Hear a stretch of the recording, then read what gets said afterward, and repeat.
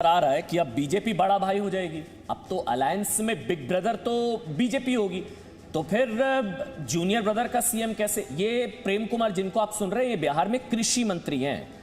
ये कृषि मंत्री हैं जो बड़ा स्टेटमेंट दे रहे हैं कि पार्टी तय करेगी कौन बनेगा मुख्यमंत्री, क्योंकि अभी के लिहाज से ये जनादेश नीतीश के पक्ष में तो है नहीं, क्योंकि वहां तो 71 सीटें से 50 सीटें, यानी कि नीतीश के खिलाफ ये जनादेश। लेकिन ब्रांड मोदी की वजह से यहां पर एनडीए को जनादेश। देखिए, बीजेपी 70, जेडीयू 50। अब चूंकि अलायंस में बिग ब्रदर की भूमिका में बीजेपी, तो क्या मुख्यमंत्री नीतीश कुमार ही होंगे? क्योंकि वो तो पहले ही कह रहे थे मेरा आखिरी चुनाव में उनको आखिरी मौका, लास्ट चांस दिया तो गया, लेकिन क्या उन्हीं को दिया गया? राकेश सिन्हा जी कुछ टिप्पणी करेंगे प्रेम कुमार जी की जो बयान उनका आया है कि पार्टी तय करेगी सीएम कौन, नीतीश तय नहीं है? मतलब देखिए, बीजेपी का की प्रतिबद्धता गठबंधन के ऊपर है, और गठबंधन के बारे में प्रधानमंत्री मोदी जी ने साफ तौर पर कहा कि हम सीटें जिसको भी कम और अधिक आएँ, मुख्यमंत्री नीतीश कुमार जी होंगे। नीतीश कुमार जी के बारे में एक बात बता दूं, उनकी छवि बिहार में एक साफ सुथरे राजनीतिज्ञ की है। इलेक्ट्रल पॉलिटिक्स में उतार चढ़ाव होता है और वो विकास पुरुष के नाम पर जाने जाते हैं। देखिए, मैं जिस गांव से आता हूं, उस गांव में 90 के दशक में मैं पगडंडी से घर जाता था, रिक्शा भी नहीं कर पाता था। आज उस गांव में जो मधु किशोर जी बता रही थी काफ़ी 1-1.5 घंटे पहले, पहली बार ऐसा हुआ गाँव में पाइप से पानी पहुँच रहा है। बस ये कोई सामान्य घटना नहीं है। बिहार के रिमोट गाँव में जहाँ पर नियरेस्ट टाउन से रिक्शा भी नहीं जा पाती थी।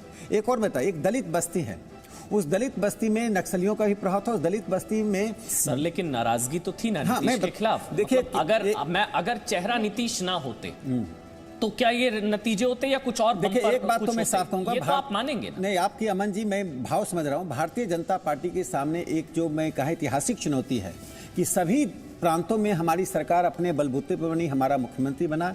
बिहार में ये टिस बीजेपी के सामान्य कार्यकर्ताओं को है, लेकिन गठबंधन धर्म के प्रति हमारी प्रतिबद्धता बिना किसी इफ एंड बट की थी, है, रहेगी। नहीं तो गठबंधन धर्म ये प्रेम कुमार जी को नहीं पता? कृषि मंत्री हैं बिहार में। राजीव रंजन है जेडीयू से। राजीव रंजन जी, अगर आप अभी भी हमारे साथ हैं, प्रेम कुमार हैं बिहार में कृषि मंत्री हैं, कह रहे हैं कि सीएम नीतीश का बनना तय नहीं है, पार्टी तय करेगी कौन होगा सीएम।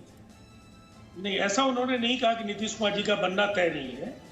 मुझे लगता है आप निष्कर्ष निकालने में थोड़े जल्दबाजी कर रहे हैं बार बार। राकेश सिन्हा जी ने बिल्कुल पार्टी तय करेगी का क्या मतलब हुआ सर? नहीं, मैं आपको ये कह रहा हूँ, उन्होंने जो कहा उसमें ऐसा उन्होंने नहीं कहा कि नीतीश कुमार जी नहीं बनेंगे।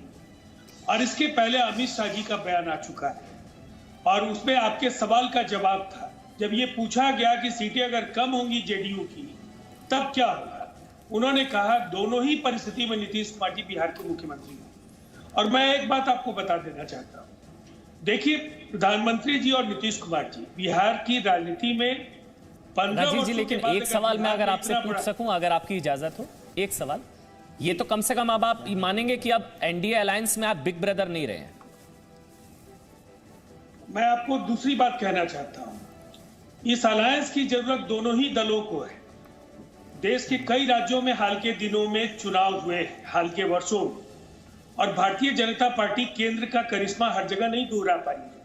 होता है, हर राजनीतिक दल के साथ ये परिस्थिति आती है। उन राज्यों का नाम गिनाने में मैं आपका टाइम नहीं आपका बर्बाद करूंगा। जी। और बिहार में संख्या कम या ज्यादा, लेकिन नीतीश कुमार जी का चेहरा एनडीए के नेता के तौर पर जनता ने स्वीकारा, और इसीलिए इस सवाल को लेकर के बार बार जो काम आरजेडी और एलजेपी को करना है, मीडिया ट्रायल का सामना तो हम पहले दिन से कर रहे हैं कि ये 10 लाख नौकरी तो वो दे ही देंगे। सारे चैनल पर ये मान लिया गया था कि वो नौकरी दे देंगे।